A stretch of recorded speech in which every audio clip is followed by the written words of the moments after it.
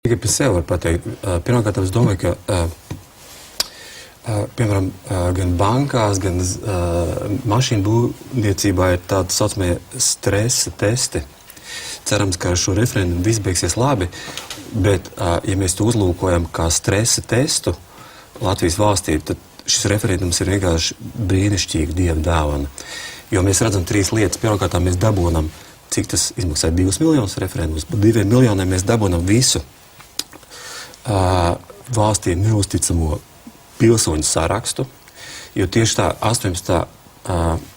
datuma referendums ir tests šīs valsts nodevējiem. Ne vairāk, ne mazāk. Sauksim lietas īstajos vārdos. Viss tā aizlidošana, arī ko piekopja daži latviešu pseido-intelektuāļi, tas viss ir brīvprātīgi. Īstenībā arī tiek aicināti vienkārši nepiedalīties referendumā. Tā ir vienkārši brīvprātīga pierakstīšanās sarakstā, kas saucās valsts nodevēja saraksts.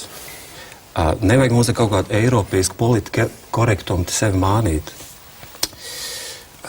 Ir nodevēji un ir mūsējie. Un labi, šoreiz viss vēl tā varbūt beigsies labi, bet ja valstī patiešām būs kaut kāda kritisks brīdis, tad šis nodevēju saraksts mums ir priekšā, viņš mums zināms būs jau.